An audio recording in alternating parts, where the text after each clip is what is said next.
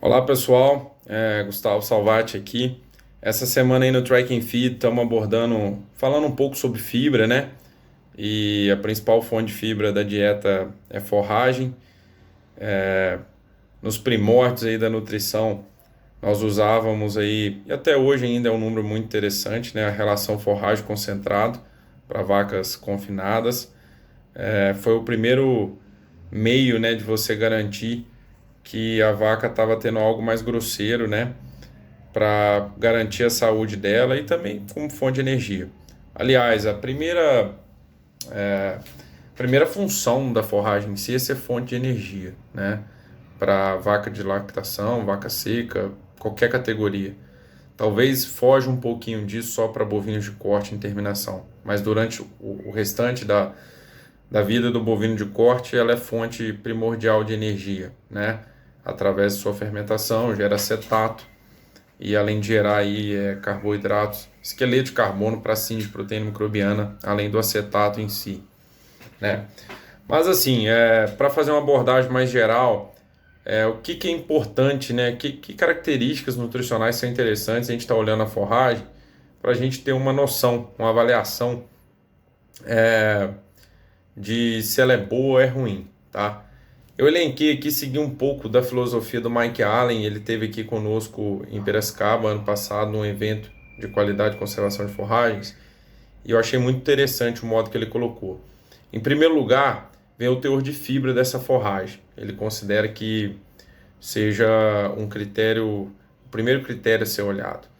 O teor de fibra, hoje a gente avalia isso, para quem não conhece, como fibra em detergente neutro, a sigla aí que é tão falada, que é o FDN, né? Que nada mais é, assim, de uma maneira simplista, o FDN ele representa a parede celular da, da, da forragem, né? O quanto que tem de parede celular ali. E a parede celular em si ela é composta por celulose, hemicelulose, que são carboidratos, e lignina, que é um composto fenólico, tá bom? Então o teor de FDN é interessante. A gente pode ter uma noção se uma forragem tem mais FDN que a outra, ela é melhor ou pior, tá? Isso tem algumas considerações também, nem sempre, né? Que aí depois vem o segundo ponto que eu vou falar, que vai ajudar ainda mais a gente avançar nesse aspecto. Só falando um pouquinho mais de FDN, ele varia ao longo da vida da planta, tá? A planta, ao ficar mais velha, ela vai depositando mais lignina e vai subindo o teor de FDN, isso acontece. E em alguns casos o teor de FDN cai. Na verdade, ele dilui, né? Com a avançada maturidade, que é o caso, por exemplo, do milho e do sorgo. Porque vai havendo uma deposição do amido numa taxa maior, né, que a do FDN por um espaço de tempo, né? O teor de FDN vai cair um pouco devido a esse efeito diluidor, tá bom? O segundo aspecto que a gente entra aí é a digestibilidade dessa fibra, que foi o post anterior nosso aí, falando da importância da gente ter uma medida de digestibilidade. Existem várias, se a gente for ver aí os laudos bromatológicos, uma que é usada muito nos Estados Unidos é o FDN, a digestão de FDN em 30 horas.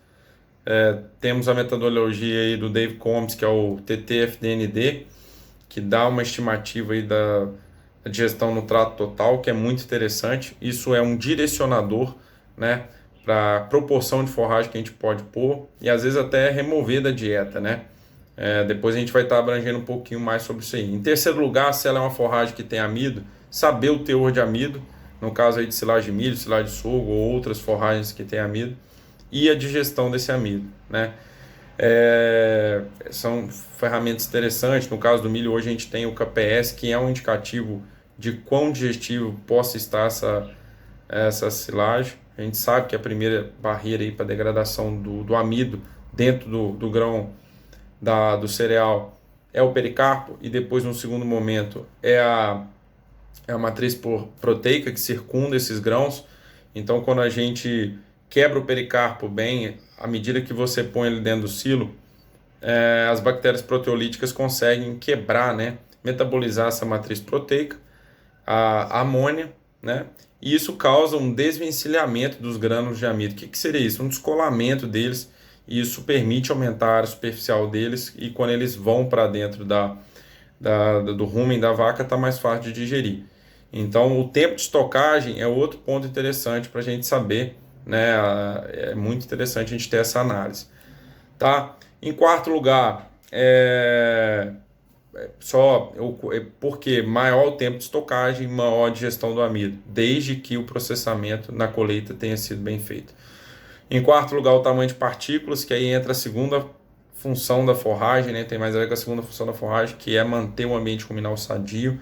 A gente precisa de um certo tamanho de partícula para fazer a vaca ruminar, mexer o rumen, né?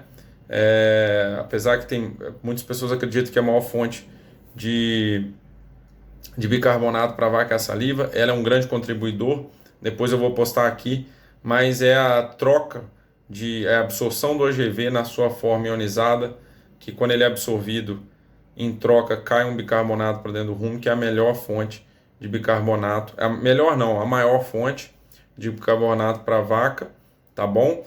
E a fibra é importante, porque ela vai fazer esse rumen mexer, e o rumen mexendo aumenta, tem estudos mostrando isso, que ele aumenta a probabilidade do AGV, do ácido graxo volátil, ser absorvido pela parede ruminal. Em última instância, a proteína, o teor de proteína, porque isso aí pode ter um efeito poupador e que te economiza com concentrado proteico.